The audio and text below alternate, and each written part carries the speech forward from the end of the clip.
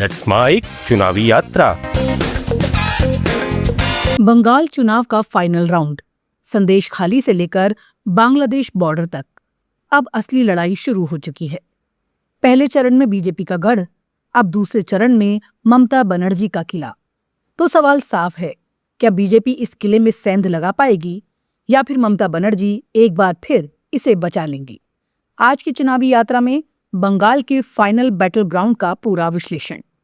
नमस्कार, let's mic में आपका स्वागत है। मैं हूं राखी जैन चुनावी यात्रा के साथ। पश्चिम बंगाल विधानसभा चुनाव 2026 अब अपने निर्णायक मोड़ पर पहुंच चुका है। पहले चरण की 152 सीटों पर मतदान के बाद अब नजरें दूसरे और आखिरी चरण की 142 सीटों पर टिक गई हैं। यही वो चरण है जिसे बंगाल की सियासत का फाइनल राउंड कहा जा रहा है, क्योंकि यहाँ सिर्फ सीटों की संख्या नहीं बल्कि सत्ता की चाबी दांव पर है। पहला चरण जहां उत्तरी बंगाल और जंगल महल के इलाकों में हुआ, जो परंपरागत रूप से भारतीय जनता पार्टी का मजबूत क्षेत्र माना जाता है।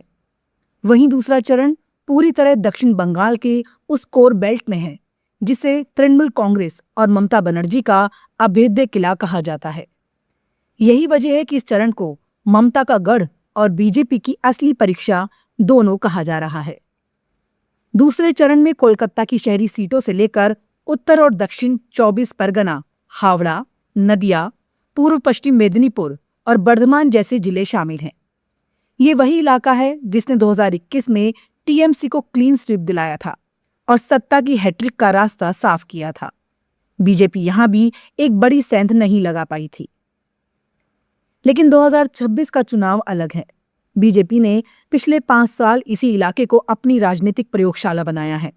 मुद्दे बदले गए, रणनीति बदली गई और लगातार जमीन पर काम किया गया। अब उसी मेहनत का टेस्ट होना है। इस पूरे फाइनल राउंड का सबसे दिलचस्प पहलू है जियोग्राफी और डेमोग्राफी का मेल। ये इलाका सिर्फ राजनीतिक नहीं बल्कि सामाजिक और रणनीतिक दृष्टि से भी बेहद संवेदनशील है। नदिया, उत्तर 24 परगना और बोंगो जैसे कई विधानसभा क्षेत्र सीधे बांग्लादेश की सीमा से सटे हुए हैं।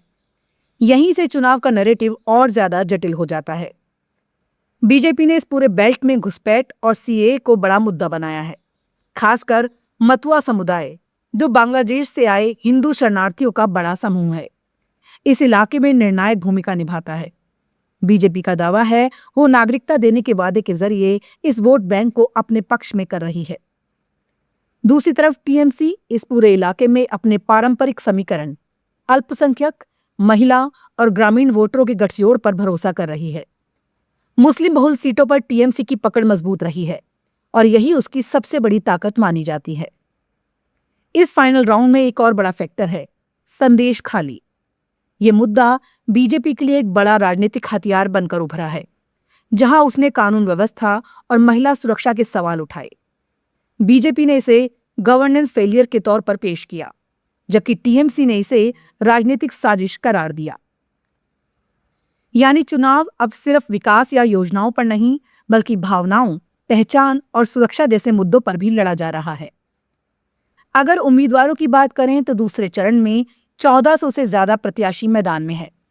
तृणमूल कांग्रेस सभी 142 सीटों पर चुनाव लड़ रही है, जबकि भारतीय जनता पार्टी 141 सीटों पर मैदान में है। कांग्रेस और वाम दल भी पूरी ताकत झोंक रहे हैं, लेकिन असली मुकाबला टीएमसी और बीजेपी के बीच ही माना जा रहा है। अब सवाल यह है कि इस फाइनल राउंड का समीकरण क्या कहता है। 2021 के चुनाव में बीजेपी ने उत्तरी बंगाल और जंगल महल में शानदार प्रदर्शन किया था, लेकिन दक्षिण बंगाल में वो पूरी तरह बिछड़ गई थी।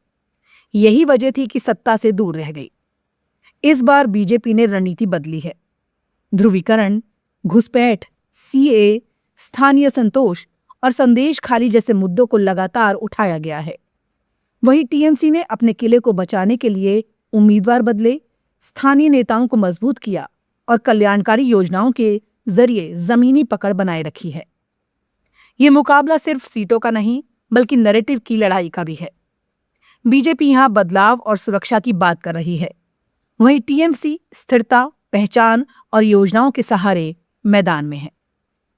इस पूरे चुनाव का नतीजा काफी हद तक इसी फाइनल राउंड पर निर्भर करेगा। अगर बीजेपी यहां सेंध लगाने में सफल होती है तो बंगाल की सत्ता का समीकरण बदल सकता है।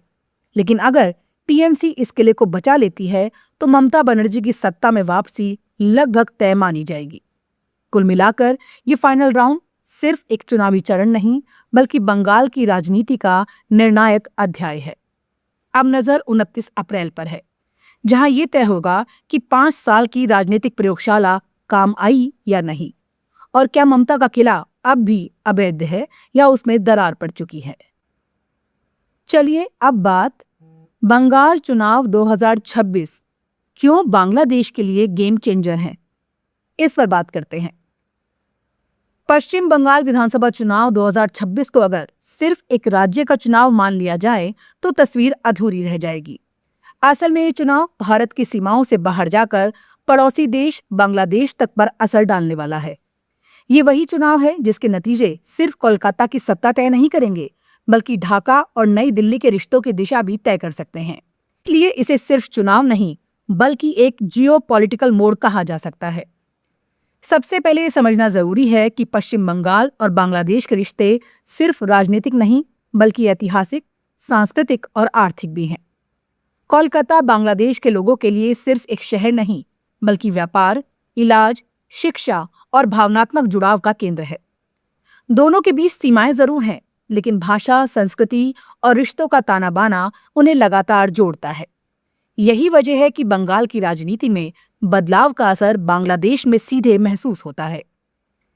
इस चुनाव का सबसे बड़ा और संवेदनशील मुद्दा है अवैध घुसपैठ। बीजेपी लगातार ये आरोप लगाती रही है कि सीमावर्ती इलाकों में बांग्लादेश से अवैध घुसपैठ हो रही है और कुछ राजनीतिक दल इसे वोट बैंक के तौर पर इस्तेमाल करते हैं। वहीं टीएमसी और अन्य विपक्षी दल इन आरोपों को खारिज करते हुए कहते हैं कि ये मुद्दा राजनीतिक ध्रुवीकरण के लिए उठाया जाता है।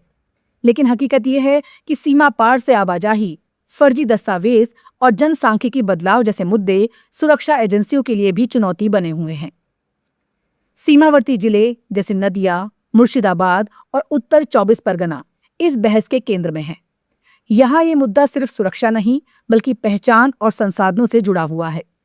यही कारण है कि चुनावों में ये नैरेटिव सीधे वोटरों को प्रभावित करता है। बांग्लादेश के लिए ये एक अहम सवाल है क्योंकि इस मुद्दे का असर दोनों देशों के आपसी विश्वास और सहयोग पर पड़ता है। अब बात करते हैं सबसे बड़े कूटनीतिक मुद्दे की, तिस्ता वाटर डिस्प्यूट। तिस्ता नदी का पानी बांग्लादेश के उत्तरी इलाकों के लिए जीवन रेखा है, जबकि पश्चिम बंगाल के कई जिलों की खेती भी इसी पर निर्भर है। बांग्लादेश लंबे समय से इस नदी के पानी में 48% हिस्सेदारी की मांग कर रहा है, लेकिन बंगाल सरकार की आपत्तियों के चलते ये समझौता वर्षों से अटका हुआ है। ऐसे में 2026 के चुनाव के बाद बंगाल में बनने वाली सरकार का रुख सीधे सीधे इस विवाद के भविष्य को तय करेगा। इसी तरह एक और बड़ा मुद्दा है 1996 की गंगा वाटर शेयरिंग ट्रीटी, जिसकी अवधि 2026 के अंत में खत्म होने वाली है। ये संधि फरक्का बैराज पर पानी के बंटवारे को नियंत्रित करती है और दोनों देशों के रिश्तों की आधारशिला मानी जाती है। अब इसके नवीनीकरण के समय पश्चिम बंगाल की भूमिका बेहद अहम होगी। अगर राज्य सरकार सहयोगी रुख अपनाती है तो केंद्र सरकार के लिए बातचीत आसान होगी, वरना ये फिर एक बड़े गतिरोध में बदल सकता है। इस पूरे समीकरण में एक और नया राजनीतिक फैक्टर जुड़ गया है, बांग्लादेश की आंतरिक राजनीति। हाल ही में वहां बांग्लादेश नेशनलिस्ट पार्टी यानी बीएनपी की वापसी हुई है। ये सरकार भारत के साथ संबंधों को नए सिरे से परिभाषित करना चाहती है। ऐसे में पश्चिम बंगाल का चुनाव ये तय करेगा कि भारत इस मौके का फायदा उठाकर रिश्तों को मजबूत करता है या फिर पुराने विवादों में उलझा रहता है। कुल मिलाकर पश्चिम बंगाल का इस बार का चुनाव सिर्फ सत्ता परिवर्तन या सरकार बनाने की कहानी नहीं है। ये चुनाव तय करेगा कि सीमा सुरक्षा का मुद्दा कैसे सुलझेगा, पानी के विवाद का क्या हल निकलेगा और सबसे अहम, भारत और बांग्लादेश के रिश्ते सहयोग की ओर बढ़ेंगे या टकराव की ओर। अब नजर सिर्फ नतीजों पर है, क्योंकि इस बार परिणाम सिर्फ एक राज्य नहीं बल्कि पूरे क्षेत्र की राजनीति का भविष्य तय कर सकते हैं। आज की चुनावी यात्रा में बस इतना ही। जुड़े रहिए लेट्स माइक के साथ। नमस्कार। आप सुन रहे थे let's mike more than radio. Follow कीजिए हमें हमारे सोशल मीडिया प्लेटफॉर्म्स पर।